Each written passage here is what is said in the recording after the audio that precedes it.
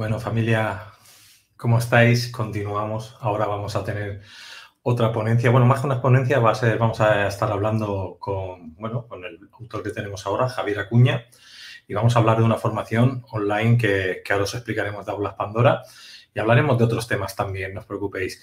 Antes de empezar, deciros que aquí arriba tenéis un enlace que lo podéis compartir en vuestras redes sociales, grupos de WhatsApp y Telegram, para decir que estamos en vivo o básicamente lo pueden ver en diferido. Acordaros que YouTube ahora pues, no avisa, te censura, te pone strikes y bueno, estamos un poco cansados del tema de que ya no hacen la función que hacían antes. Y ahora también deciros que podéis suscribiros a los diferentes canales que estamos saliendo, a estos 8 concretamente, en el Twitch de la Caja de Pandora Vídeo, en Facebook, en el grupo La Caja de Pandora, en la fanpage La Caja de Pandora Vídeo y luego en YouTube estamos en Luis Palacios, Caja de Pandora, el oficial, Pandora Misterio, Matrix Pandora y Pandora TV. Estamos saliendo como transmisión. Entonces os podéis suscribir y si hay algún strike, alguna cosa, os podéis mover. Bueno, pues mientras nos acompañáis un poco a divulgar un poquito los enlaces, vamos a entrar ya con las presentaciones. Pues un saludo, Javier, ¿qué tal? Hola, ¿cómo estás, Luis? Gusto saludarte. Muy bien. ¿Y tú cómo has estado? También, muy bien. Qué bueno, qué bueno. Oye, Javier, como es la primera vez que yo trabajo contigo, me gustaría un poquito que me comentaras tu mini currículum, porque también la gente que te Bueno, llama es otra y así sí, ya te conoce. perfecto. Sí, claro, bueno, mira, perdón. Bueno, yo estoy en Chile, soy chileno, a lo mejor por el acento ya se empieza a notar.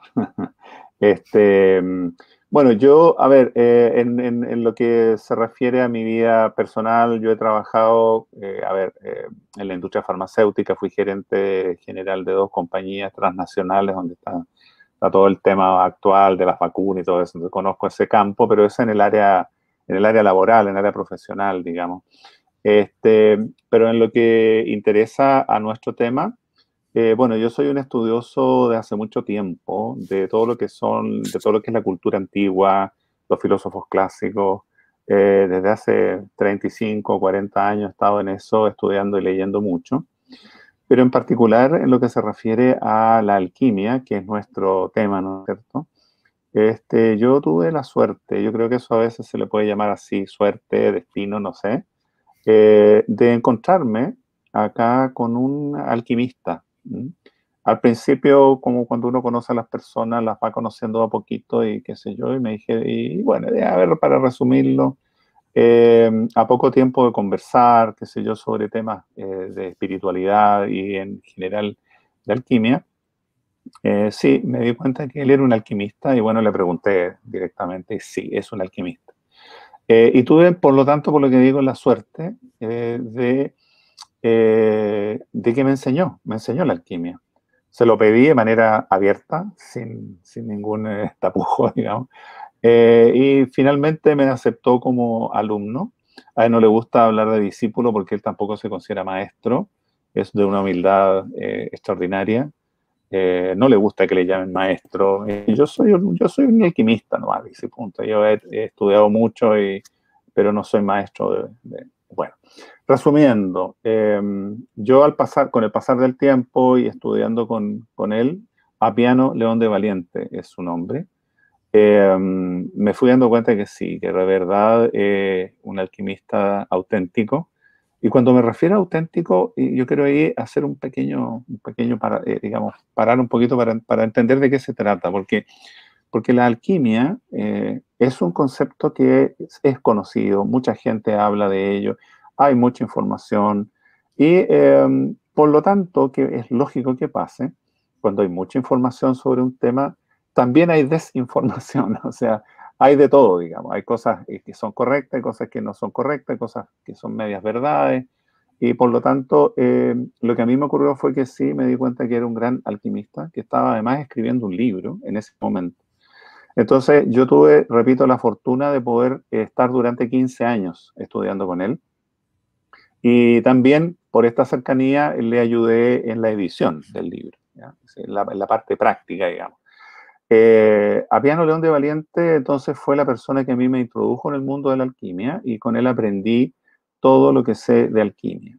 Por supuesto que Apiano León de Valiente es una persona que además para escribir su libro tomó referencias de otros alquimistas, principalmente alquimistas de la Edad Media, que es donde hicieron su fuerte. Y también se fundamenta mucho su trabajo y su estudio en un alquimista más o menos contemporáneo, que es Fulcanelli. Fulcanelli es un alquimista que escribió varias cosas, pero las dos obras principales de Fulcanelli son El misterio de las catedrales y Las moradas filosofales. Y él, bueno, vivió a comienzos, hasta el año 30, me parece, del siglo pasado. Y entonces, básicamente, el trabajo de Apiano León de Valiente está en esa área, en el área de la alquimia tradicional de alto grado. Entonces le agrega esto, que es un apellido, digámoslo así, el alto grado es un apellido, ¿no es cierto? Que trata de explicar algo que es muy importante. La alquimia apunta en una dirección. Esa dirección es el desarrollo del hombre, el desarrollo del discípulo, dice también la alquimia. Y resulta que en todo trabajo, en toda investigación, existen dos aspectos, digámoslo así, que es notable recalcarlo, digamos. Uno es la parte teórica, que es todo el conocimiento teórico de una disciplina, ¿ya? Y ese conocimiento teórico es sumamente interesante porque la alquimia tradicional de alto grado lo explica todo, diría yo, o sea, casi todo. Tiene la cualidad de que todas las fases, que todas las etapas las explica. Bueno, todo eso yo tuve la fortuna, como te comentaba Luis, de recibirlo. Y bueno, ahora lo que he podido hacer en este último tiempo es enseñarlo. Tengo unas hijas maravillosas que me han empujado porque me decían, papá, tú sabes todo eso, ¿por qué no lo muestras? ¿Por qué no lo enseñas? Y al principio me resistí un poco hasta que al final ellas me empujaron lo suficiente como para partir. Y ha sido realmente una experiencia muy, muy hermosa. Y quería recalcar una última cosa al respecto, Luis, que los alquimistas tradicionales tienen algo en común y es el hecho de que no son públicos. El caso de Apiano León de Valiente es un caso, él no es su nombre, es su alter ego, digamos, así como Fulcanelli tampoco se llamaba Fulcanelli. Entonces nos vamos a encontrar también que a lo largo de la historia los grandes alquimistas usaron nombres que no eran exactamente los nombres de nacimiento. Y la razón principal es que hay una tradición en la alquimia que indica que ellos debían mantenerse, digamos, a la sombra, digámoslo así, y que lo importante era y es la entrega del conocimiento. Eso es lo fundamental. Quienes, digamos, entregan el conocimiento no necesitan necesariamente, es una cosa voluntaria. Esto no estamos hablando de que esté bien o que esté mal, yo estoy comentándolo, ¿no? En el caso particular de los alquimistas, no entregan su nombre. De hecho, como te comentaba hace un minuto, cuando yo colaboré con Apiano León de Valiente en su libro, que es una obra magistral, se llama Las Cuatro Alas de Mercurio, el nombre del libro, Apiano León de Valiente es el autor. Yo le dije cuando lo tuvimos, bueno, ya, hagamos el lanzamiento del libro, hagamos un evento, una reunión para... No, por ningún motivo. Me dijo, yo no aparezco en público, esto no es necesario, el libro está escrito, está, digamos, disponible para quien lo quiera leer. Ahí está toda la alquimia expresada en este libro, es un libro de alrededor de 700 y tantas páginas, o sea, es importante. Contiene cientos de imágenes alquímicas que esos son sumamente importantes de tener a la vista, porque la alquimia usa muchísimo la simbología. Entonces, para poder explicar un símbolo, qué mejor que también tenerlo a la vista y no solamente describirlo. Entonces, solamente con esto, Luis, te quiero comentar que sí, el anonimato, digamos, del autor se mantiene, no así su enseñanza. Su enseñanza está abierta, y es más, en un momento determinado, Apiano León de Valiente me comenta que, bueno, la alquimia es una disciplina oculta, no está a la vista del público. Sin embargo, él me comenta que a partir del año 92, creo que fue la fecha así, me dice, el año 92 se produjo algo. Estamos hablando ya casi de 30 años atrás. Se abrió la puerta para que esta enseñanza se entregara de manera más clara. Eso es básicamente. Y entonces el libro al que te hago referencia Es un libro que está escrito de una manera mucho más clara de lo que usualmente uno encuentra en los textos de alquimia. Porque yo creo que tú estarás de acuerdo conmigo, Luis, que cuando uno toma un libro de alquimia, a ver, supongamos el mismo Fulcanelli, Ireneo Filaleteo, por ejemplo, Michael Mayer, por mencionar solamente algunos, uno toma en los libros aquellos y la verdad, de verdad, no se entiende nada, pero nada de nada. O sea, muy bonito, palabras, símbolos, qué sé yo, pero cuando uno trata de decir, ¿qué quiso decir? La verdad es que es muy complicado. Y hay una razón para eso. Y la razón principal es que ellos debían ocultar su enseñanza. Y otra cosa era que ellos escribían para ellos, es decir, la mayoría de los libros de alquimia que nosotros conocemos y que existen y que están en muchas partes, estaban dirigidos a sus propios colegas, digámoslo así, a sus amigos alquimistas también. Entonces ellos lo entendían y básicamente era porque tenían la clave de interpretación. Y eso es súper, súper importante. Así es como llegué a la alquimia y te he hecho un pequeño resumen, ¿no es cierto?, de cómo es esto. Bueno, Y bueno, como tú comentaste al abrir, claro, vamos a hacer un curso con Caja de Pandora y esperamos tener algunos interesados en esto. Así que por ahí va el tema, Luis. sí, ahora hablaremos un momento de Sí, Ana por el póster y entramos. Yo, a ver, yo como tú dices, he visto algunos libros de alquimia, lógicamente, bueno, hablan en parábola o hablan con códices que no se entienden, totalmente de acuerdo, pero sí me he encontrado diferentes personas que sí he entrevistado o he visto a lo largo de los años, ¿no?, que hablaban de alquimia, y hay un tipo de alquimia, vamos a decir, teórica, ¿no?, filosófica, otra en la que trabajan más químicamente, para que la gente lo entienda, ¿no?, que se dedican a lo material. Pero luego me he encontrado otros que son magos de alta magia, que también utilizan una palabra, le llaman alquimia, que también es una transmutación. De todos esos estilos de alquimia, lo que tú practicas, yo he visto en los vídeos que has hecho con Iván, que es mucho de filosofía, ¿embarcaría todo o solo una parte? Mira, a ver, abarca el aspecto espiritual de la alquimia, para decirlo de manera concreta. Eh, Toma la alquimia como un camino de carácter espiritual, es decir, hay una, como toda disciplina, ¿no es cierto?, de carácter espiritual, tiene una concepción del universo y una concepción del hombre, del ser humano, digamos, no sea hombre o mujer, por supuesto. Y de ahí entonces parte, es como decir, a ver, este es el punto de partida de lo que ocurre con el ser humano, ¿ya? Y el ser humano entonces está en este escenario, está en esta situación, digamos. Ahora, esta situación, para decirlo a grandes líneas, habla de que nosotros los seres humanos estamos como encerrados, estamos como en una prisión, ¿ya? Que en definitiva se traduce en ignorancia, en incertezas, en cometer errores, etcétera, etcétera, y que trae como consecuencia el dolor. Es decir, cuando nosotros nos equivocamos y cometemos errores, esos errores en realidad vienen de vuelta hacia nosotros. Nosotros vivimos un poco las consecuencias de esos errores. Entonces la alquimia eh, tradicional de alto grado se enfoca en ese aspecto. Lo que tú mencionabas muy bien, Luis, hace un momento atrás, referido a que hay un área de la alquimia que se enfoca hacia los aspectos prácticos relacionados con, por ejemplo, crear remedios, crear soluciones prácticas, que también es algo fantástico.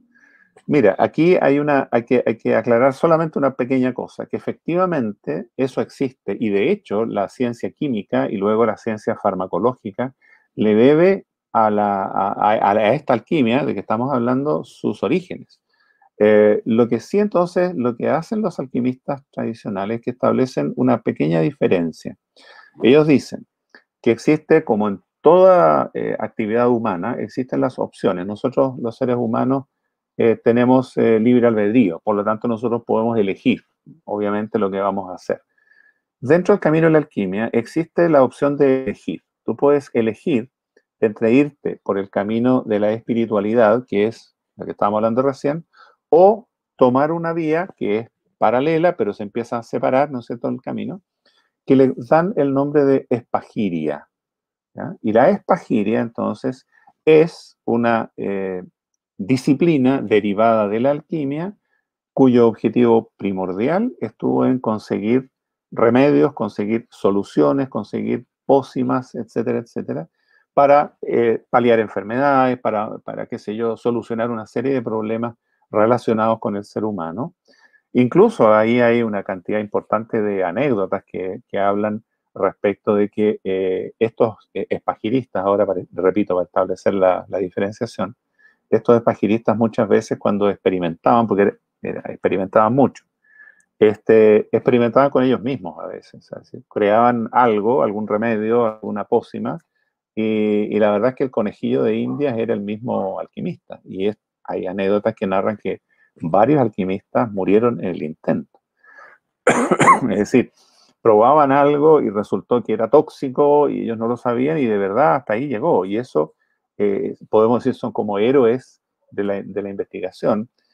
Así como también muchos de ellos tuvieron mucho éxito y lograron obtener una serie de medicamentos o productos, ¿no es cierto?, donde usaban elementos del reino mineral, del reino vegetal, del reino animal inclusive, y ahí es donde ellos hacían estos trabajos con sus alambiques, en sus laboratorios, ¿no es cierto? De hecho, se narra la anécdota de Newton, Isaac Newton. De él se dice que era un alquimista y que también experimentó por el área de la espagiria, y él murió intoxicado con mercurio. Lo que pasa es que dentro del lenguaje alquímico, el mercurio es un símbolo de la espiritualidad, que lo podemos ver un poquito más adelante para explayarme un poquito más en eso, pero dentro de la simbología alquímica, Dios, así, le llaman ellos el innominado también, porque se hace el paralelo con el Tao de los budistas Zen. El innominado crea a lo que podríamos llamar el Dios creador, que es el Alcahest. Y el Alcahest, que es el gran disolvente universal, le llaman el mercurio puro. Es una manera de explicarlo también. Alcahest y mercurio puro. Y el símbolo de mercurio puro en la alquimia habla de la más alta espiritualidad. Pero es un símbolo. Y en algunos casos,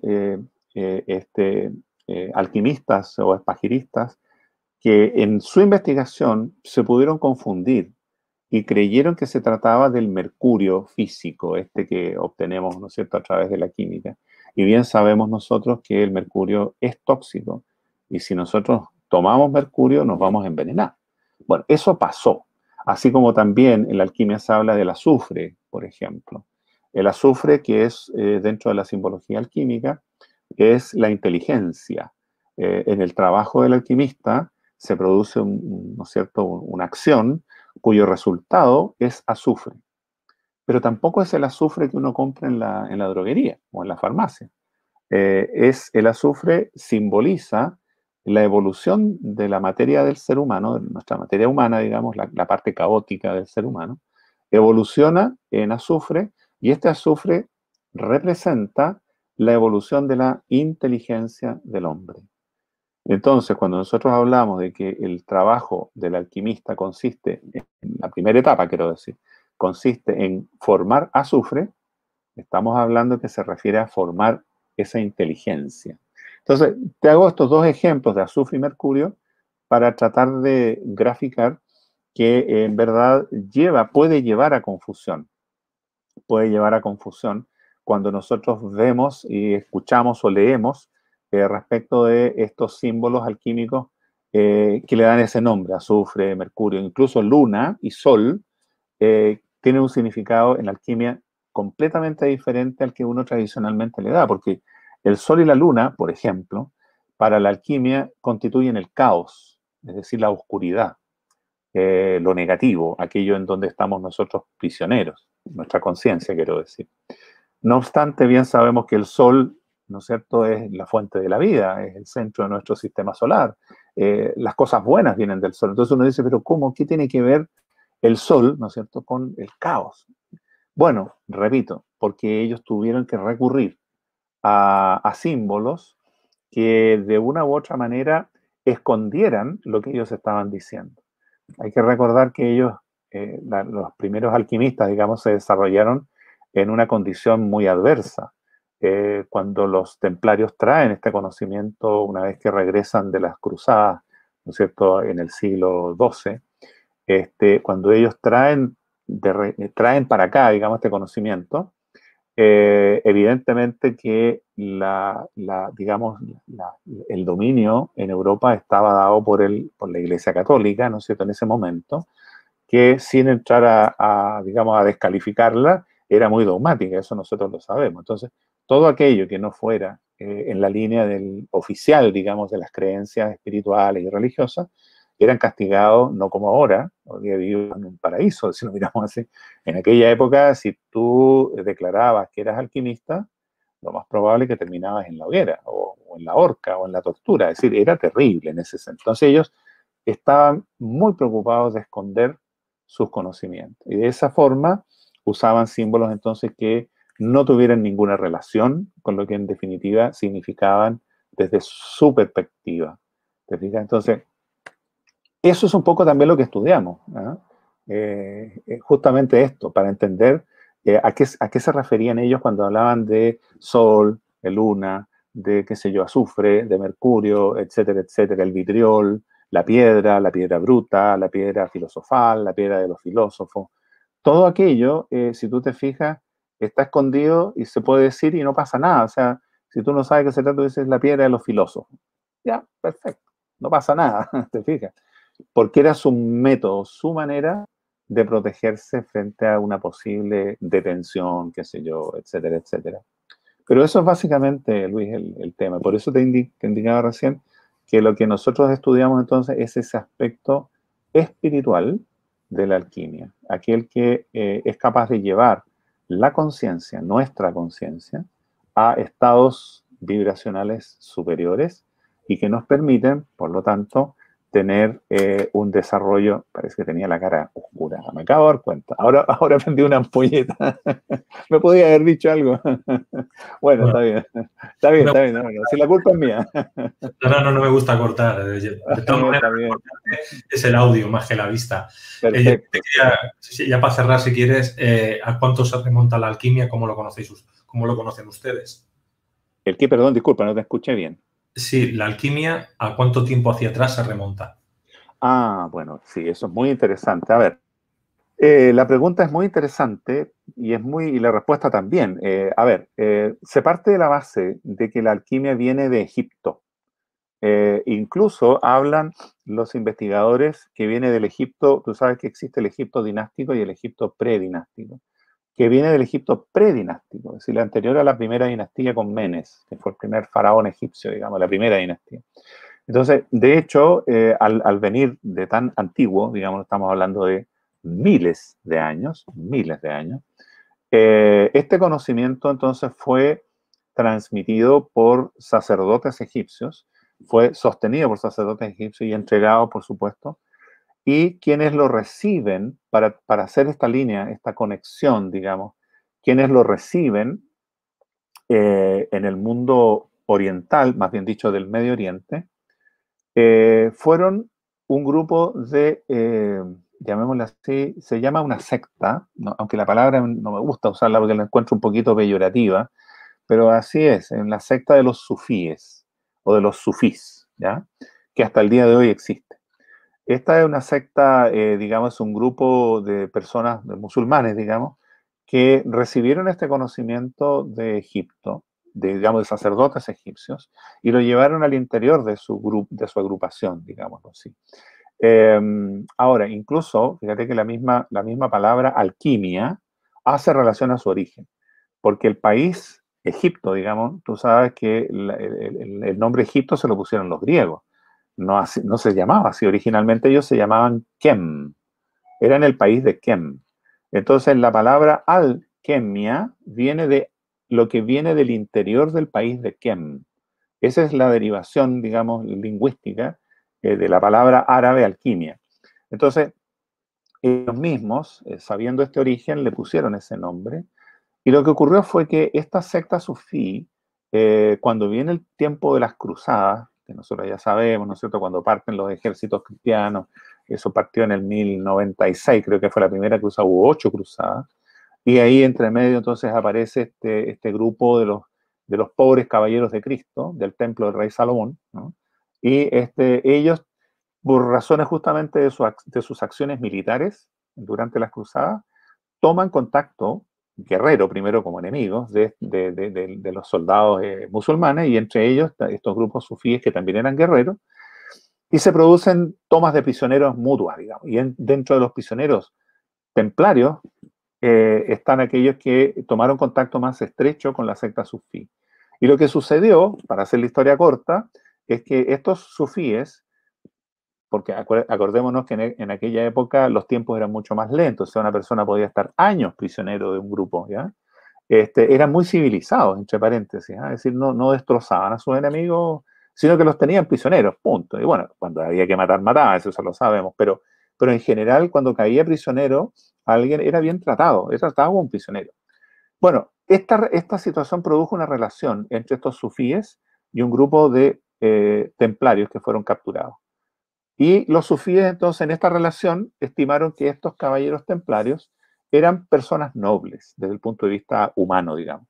Y al considerarlos nobles, algo pasa, algo sucede, y los sufíes deciden iniciarlos en sus prácticas y doctrinas. Entonces, inician a un pequeño grupo de templarios en el sufismo, en este caso, que es la alquimia. Bueno, lo que pasa entonces es que, bueno, pasa el tiempo, estos templarios toman este conocimiento, son iniciados, repito, en estas prácticas y doctrinas, lo llevan esta enseñanza al interior de su orden, la practican, la encuentran extraordinaria, porque obviamente de otra manera no lo habrían usado de esta forma, se expande este conocimiento al interior de la orden templaria. Y ahí viene lo más interesante de todo, y es el hecho de que con este conocimiento así adquirido, los templarios entonces empiezan a separarse, llamémoslo así, de la forma de pensamiento del medioevo. Es decir, ellos dan un salto de conciencia gracias a este conocimiento, y entonces se separan desde el punto de vista psicológico, digamos, del mundo cristiano, no contra el cristianismo en particular, sino que de todo lo que eran digamos, los prejuicios de la época, la ignorancia de la época. Hay que recordar que en aquella época en Europa se creía, qué sé yo, por ejemplo, que las estrellas estaban puestas en el cielo, y las estrellas no eran estrellas, sino que eran antorchas puestas en el cielo para alumbrar a los hombres, que la Tierra era plana. Es decir, hubo una serie de información y de conocimientos que fueron olvidados, que venían de la época romana, griega, en que se sabía la felicidad de la Tierra, y eso se perdió justamente con la Edad Oscura, digamos, en Europa. Entonces, esta separación de conciencia, porque así le podríamos llamar, esta separación de conciencia se produce, y los templarios entonces se empiezan a desarrollar intensamente desde el punto de vista espiritual al interior de su orden. Entonces, cuando ellos regresan a Europa, al finalizar las cruzadas, ¿no es cierto?, llevan obviamente este conocimiento consigo, y en Europa lo empiezan a transmitir. Y ahí entonces es donde viene la línea, como te digo, parte en Egipto, pasa por los sufíes, llega a los templarios, y los templarios lo llevan al mundo occidental, a la Europa occidental. Entonces, lo interesante de esto, digamos, es el hecho de que, estando ya de regreso después de las cruzadas, los templarios entonces, repito, empezaron a entregar este conocimiento, tomaron contacto con los constructores de la época, porque a la sazón ellos habían tenido mucho éxito, no solo militar, sino que también un éxito económico, los templarios, y se habían convertido en una cofradía muy rica, con mucho dinero, con mucho poder económico, digámoslo así.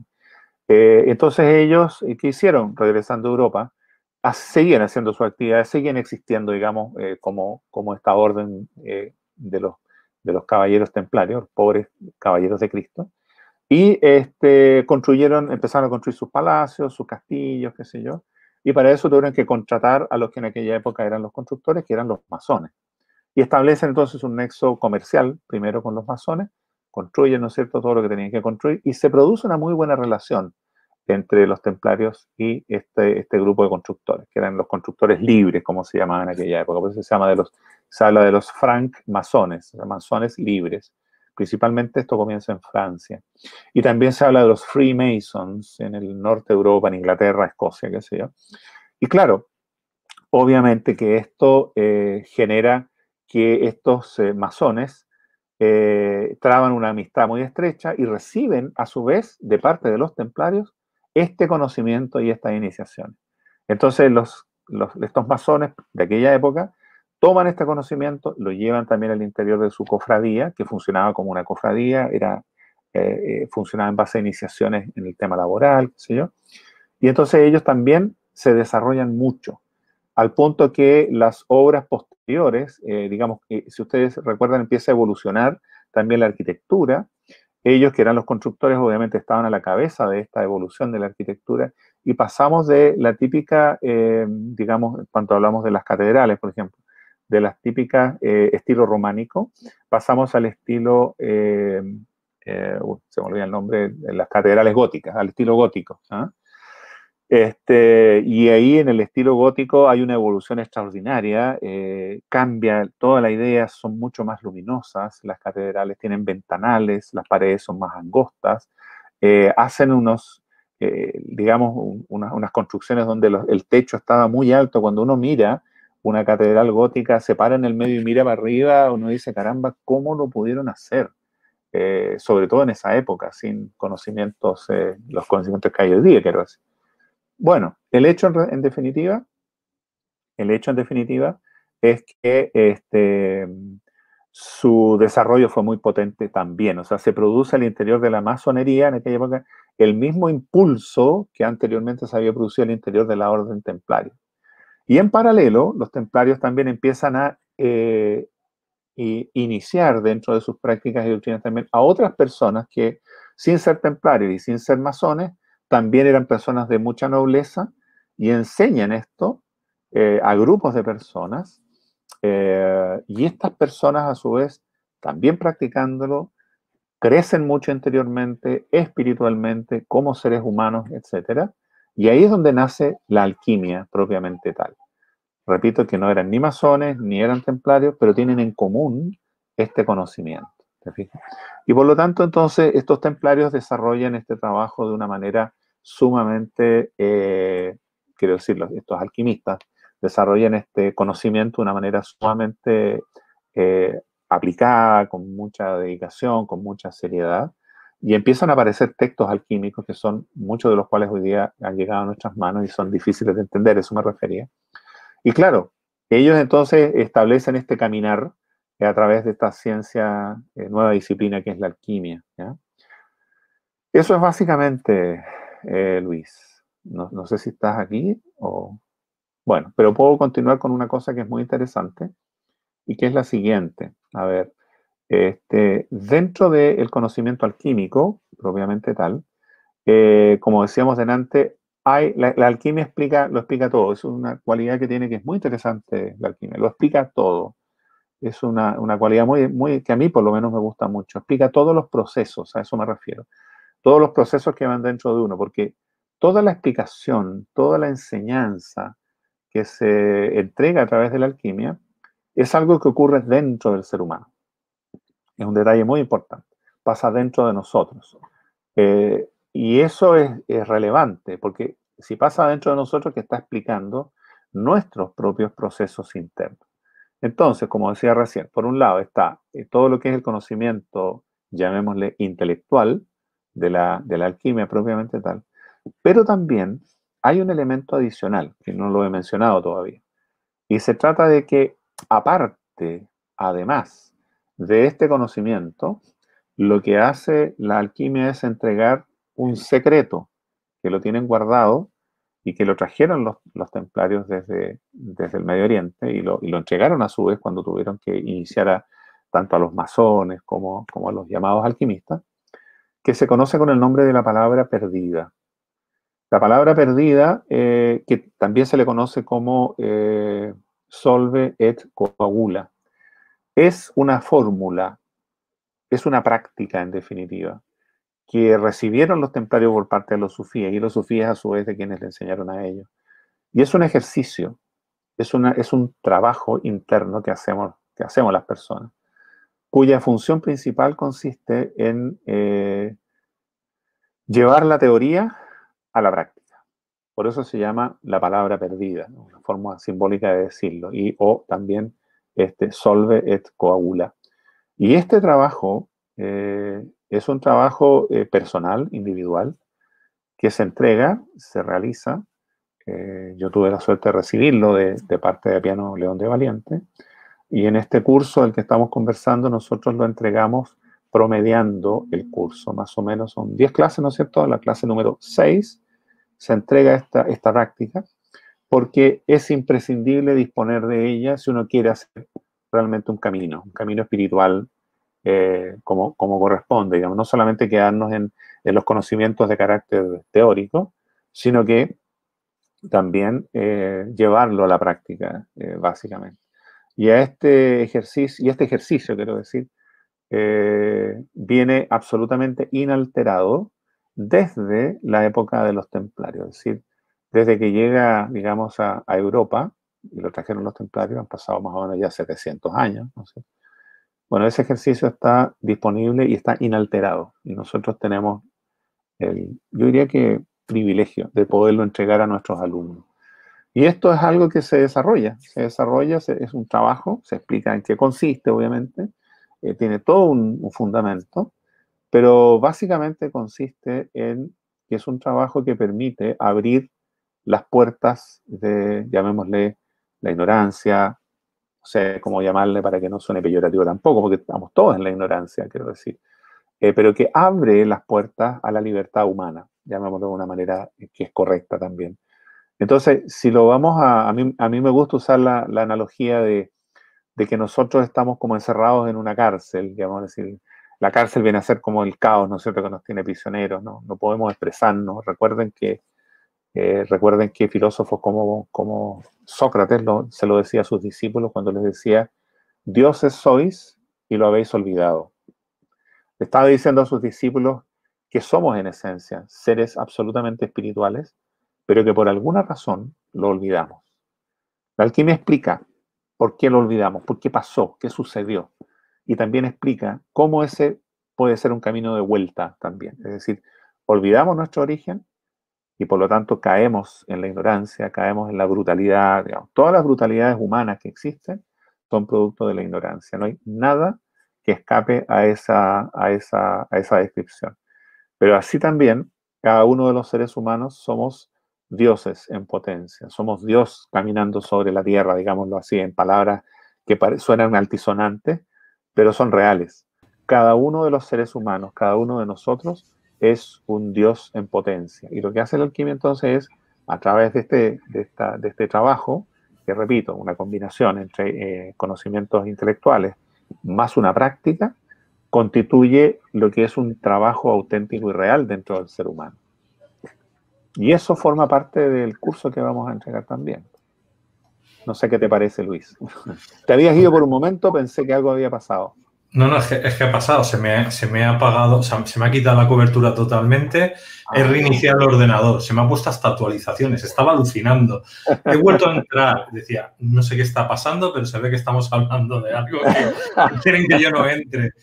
Sí, primero porque has podido seguir tú mismo hablando, pero sí, he tenido problemas. ¿Es necesario que repita alguna parte o quedó esa otra parte grabada? No sé. Tú me dices, yo no tengo ningún problema. El programa sigue grabado. Lo que pasa es que yo he perdido. Es decir, no podía escuchar porque he tenido que reiniciar y eso. Y sé que estabais hablando ya del curso. Ya, perfecto. Sí. Bueno, justamente continué un poquitito con esa explicación. Sí, continúa. Y bueno, básicamente, como la charla que tenemos hoy día es algo así como, ¿no es cierto?, cómo se estructura un curso de alquimia tradicional. Esa es la idea. Claro, entonces, para poder enseñar la alquimia, claro, nosotros lo que hemos hecho ha sido tomar 4 textos, que son, digamos que son textos, hay muchos textos, ya lo hemos hablado, pero hay 4 textos que constituyen la base del curso que nosotros dictamos, y que estos son, primero, de más antiguo a más moderno, Ireneo Filaleteo, con La puerta abierta en el palacio cerrado del rey, que ese es un libro de alquimia de Ireneo Filaleteo, es un alquimista inglés del siglo XVI. Luego, Fulcanelli. Tomamos los 2 textos de Fulcanelli, ya sea el Misterio de las Catedrales como las Moradas Filosofales. y finalmente el de Piano León de Valiente, que es Las cuatro alas de Mercurio. Yo diría que en esos 4 textos, en esos 4 libros, está compendiada la parte, está toda la alquimia en realidad compendiada ahí. Lo que pasa es que, como digo, hay otros libros sin duda que son muy buenos también, ¿no? Lo que pasa es que hay que definirse por algunos, digamos, para poder hacer un trabajo. Pero lo bueno que tiene esta selección de estos 4 textos es que resumen en sí mismos todo este conocimiento alquímico, ¿ya? Y entonces, ¿qué hemos hecho? Hemos tomado los temas y hemos estructurado 10 clases, y estas 10 clases entonces parten primero por digamos, el contexto histórico, que un poquito hablábamos recién del tema de las, ¿no es cierto?, de las cruzadas y los templarios, y cómo esto genera un tremendo impacto, y cuando regresan las cruzadas, cuando terminan, quiero decir, las cruzadas y regresan los cruzados a Europa, entonces traen muchos conocimientos, y entre ellos iban los templarios con este conocimiento de la alquimia. Y es muy interesante esta parte de nuestra historia, porque resulta que hay una etapa, y eso nosotros bien lo sabemos, es justamente gracias a las cruzadas, digamos, que en realidad bien sabemos que no fueron muy exitosas, porque al final los musulmanes continuaron, ¿no es cierto?, dueños del Medio Oriente. Pero sí, el mundo occidental trajo una cantidad importantísima de conocimiento del mundo del Medio Oriente. Baste decir que, por ejemplo, todos los filósofos griegos que nosotros conocemos hoy día, Pitágoras, Platón, etcétera, Aristóteles, nosotros los conocemos porque los árabes lo tradujeron del griego al árabe. Y del árabe nosotros lo tradujimos a nuestro idioma. Entonces, lo que quiero decir con esto, la ganancia, llamémosla así, que tuvo el mundo occidental en su contacto con el mundo del Medio Oriente fue enorme, fue muy grande. Y por lo tanto, parte de eso es el tema de la alquimia, y que, como bien sabemos nosotros, se desencadena, se gatilla lo que es el fin de la Edad Media, ¿no es cierto? Que ya bien sabemos que termina más o menos en ese siglo, en el 1300, final de 1300, comienza, que sé yo, la fecha no es exacta, pero el Renacimiento parte ahí. Entonces podríamos decir nosotros que tal fue la influencia del mundo del Medio Oriente sobre Europa, y en parte, no me cabe ninguna duda, el conocimiento alquímico, que produce un cambio en toda la intelectualidad del mundo occidental. Y entonces aparecen artistas, aparecen filósofos, aparecen científicos al estilo de la época, por supuesto, pero se abre la mente. Y esa apertura de mente genera lo que se llama el Renacimiento, que comienza en Italia, ¿no es cierto?, pero se expande a toda Europa posteriormente. Y sin duda que la alquimia tuvo un rol muy importante ahí, porque muchísimos de los grandes artistas y pensadores de la época fueron alquimistas. De hecho, Miguel Ángel, Leonardo, fueron alquimistas, y de hecho hay dentro de algunas obras de Leonardo, por ejemplo, están escondidas enseñanzas alquímicas, muy escondidas, pero es muy interesante verlo. En la Mona Lisa está clarito todo el proceso, digamos, claro, quiero decir en el sentido que aparece el símbolo del proceso del trabajo alquímico. Y bueno, y como te comentaba recién, entonces hacemos comenzamos con un análisis, más que análisis, con recordar el contexto histórico, y luego comenzamos con lo que es el alfabeto de piedra, ¿no es cierto?, las moradas filosofales. Luego vamos a lo que es la cosmogonía alquímica, porque la alquimia explica también el origen del universo y el origen del hombre, ¿ya? Y explicando el origen del hombre aparece ahí, qué sé yo, lo que es el alcaes, lo que es el caos, etcétera, etcétera. Luego vamos con lo que es la materia humana, que es lo que es el sol, que es lo que es la luna, que es lo que es el azufre, ¿no es cierto?, que es lo que es el león verde, que es lo que es el vidriol, porque todos estos conceptos, que son muy interesantes, repito, van explicando este proceso que se produce dentro de nosotros.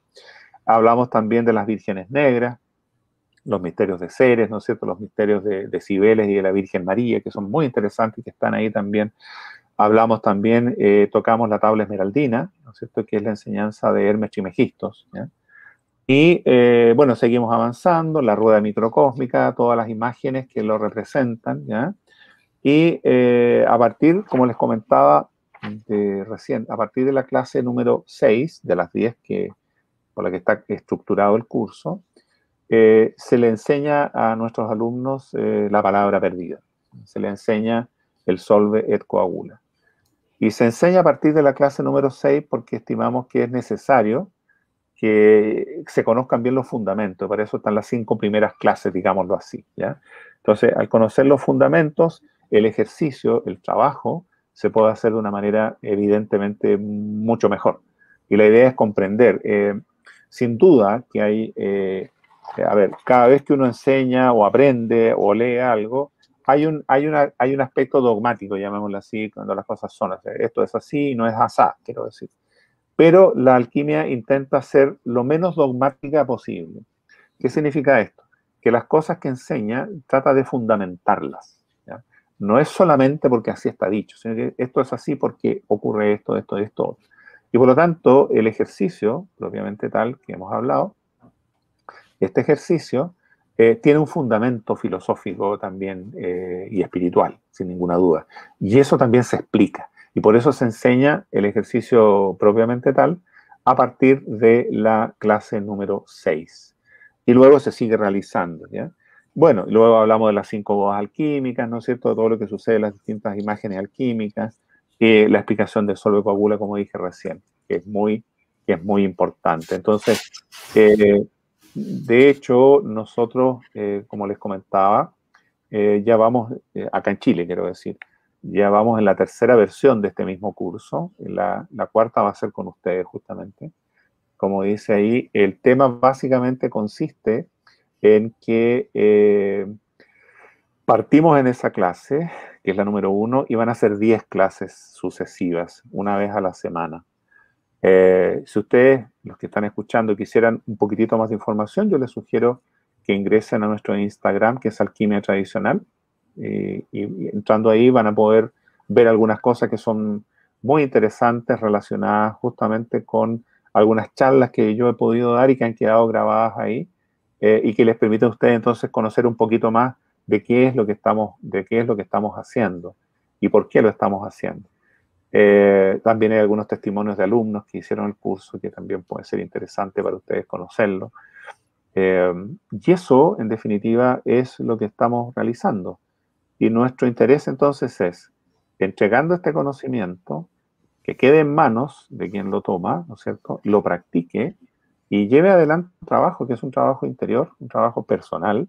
El trabajo de la alquimia es un trabajo un poco solitario, eso es real, absolutamente real. En el sentido de que el alquimista, ¿no es cierto?, adquiere estos conocimientos, tiene esta información, practica la alquimia y se va desarrollando.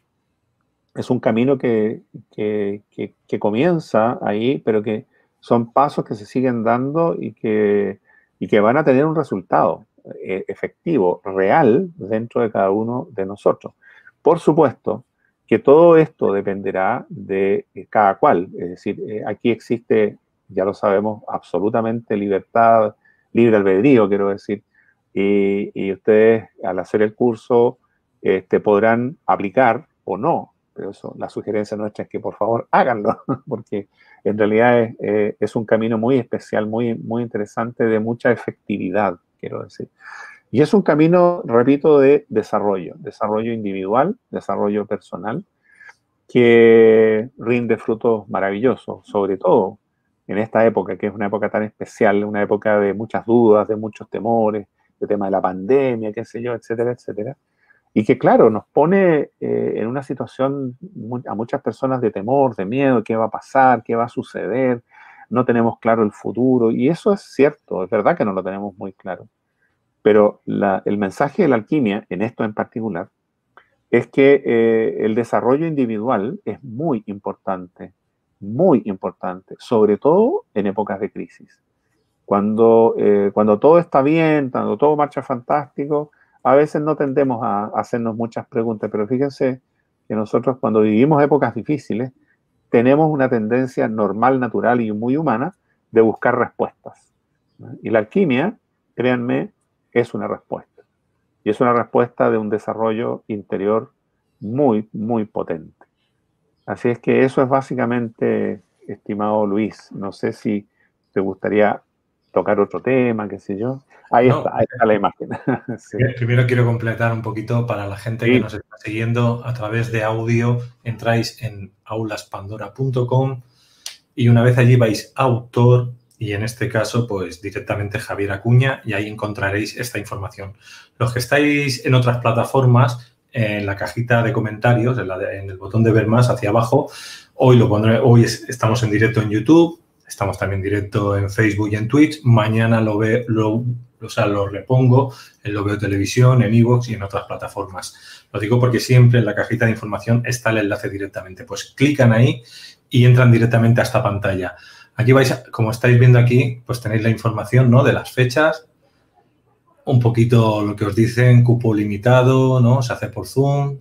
Aquí os explica un poquito todo lo que se va a hacer, curso de alquimia tradicional, la formación en alquimia y temario general del curso, importante, que se ha estado explicando durante todo el vídeo. Y bueno, aquí tenéis los datos también de Javier por si no lo conocen. Veis aquí que hay un signo de WhatsApp. Si tenéis algún problema a la hora de poder acceder o que tengáis algún problema a la hora de hacer la adquisición, podéis poneros en contacto con Iván Mercader, le ponéis un texto, un audio y él en el momento que pueda os atiende. Luego, cuando vais a comprar, le dais aquí el botón de compra, le ponéis finalizar compra. Lógicamente, si compráis otras cosas, pues hasta que lo terminéis. Esto lo explico porque es importante, ahora al principio lo explico siempre. Como veis, aquí hay que poner los datos, pero nos dan 4 facilidades de pago. Esta última, que es la de transferencia bancaria, hay que tener en cuenta que en algunos países de América no funcionan. No funcionan por los convenios que tienen de Europa con algunos países americanos. Es decir, en este caso de España, ¿no?, de la banca europea con la banca de algunos países. Entonces, si la transferencia bancaria no va, ya sí o sí tiene que ser por PayPal o cualquiera de las opciones de tarjeta de crédito. ¿Que sale algo erróneo? Pues ponéis aquí, le escribís un WhatsApp al Iván y se lo comentáis. Y de esa manera, pues, salimos de dudas. Pues bueno, aquí tenéis toda la formación y tenéis toda la información. Pues, Javier, yo no sé, yo te preguntaría muchas cosas. Ha habido una parte que me he perdido. y luego, a ver, primero decir a la gente, ya hemos hecho unas cuantas conferencias de alquimia, pueden ir hacia atrás en Caja de Pandora. Van a tener esas conferencias que ha hecho Iván con Javier y, bueno, ahí tenéis la información y vais a disfrutar mucho. Yo he disfrutado con ellas porque las he estado viendo a la misma vez que se estaban transmitiendo para conocer un poco también el tema de la alquimia. Iván sí que es experto en alquimia con su padre. A mí me gusta también, lo he tocado durante muchos años, sobre todo las pajirias lo conozco bastante bien y he conocido gente que está metido en el tema. Pero bueno, lo importante de la alquimia es lo que estamos hablando, es qué me voy a llevar, ¿no?, con esta formación. Cómo va a cambiar mi ser, ¿no? En este caso, mi alma, ¿no? Cómo me voy a conectar al absoluto, a Dios, a la fuente, como lo queráis llamar. Cada persona lo dice de una manera diferente. ¿Y qué beneficios voy a tener? Entonces, viendo aquí lo que se está hablando del curso, pues yo ahí, a partir de ahí, que el que quiera, ya sabe, aquí se puede formar y luego los cursos pues, van quedando en diferido y los pueden ir viendo también en diferido. Yo, si eso, lo dejaría aquí y en otro momento seguimos hablando de alquimia. El siguiente, si montas conferencia o hacemos tertulia, lo que tú quieras, ya me dirás en el próximo programa, en la agenda. Y nada, para cerrar, si quieres comentar algo que quieras decir para finalizar, pues adelante, Javier. Gracias, Luis. Bueno, primero, gracias por la oportunidad de conversar este tema. Como digo, es un tema muy apasionante que creo que a muchas personas le va a ser muy útil. No, nada más que nos encontremos en nuestra próxima charla, que está creo que agendada, pero también ojalá que nos podamos encontrar en el curso. Como tú bien dijiste, Luis, ahí están todas las posibilidades de tomar contacto para la inscripción. Y es muy importante tener presente que la idea consiste básicamente en conocer una disciplina nueva, que la alquimia no es un conocimiento fácil, pero nosotros lo tratamos de hacer muy accesible, y es por lo menos la respuesta que hemos visto en nuestros alumnos de los cursos anteriores, y por lo tanto es comprensible. Y lo más interesante, lo que a mí más me agrada, porque a mí me gusta hacerlo, pero también me gusta ver lo que ha pasado con los alumnos, y que de verdad han encontrado ellos una respuesta a sus inquietudes y se han sentido distintos en el buen sentido de la palabra, ya que este es un conocimiento que se está abriendo recién. El Solve Coagula nos ha enseñado en cientos de años y ahora lo vamos a enseñar. Así es que súper. Pues a ponerse las pilas. Deciros que el miércoles 28 a las 7 de la tarde volvemos a estar con Javier en una nueva ponencia, conferencia o tertulia, ya iremos viendo sobre el tema y con la enseñanza que nos está dando el maestro. Pues muchas gracias, Javier, por estar con nosotros. Gracias a ti, Luis, y gracias a todos que nos han estado escuchando. Que sea hasta pronto.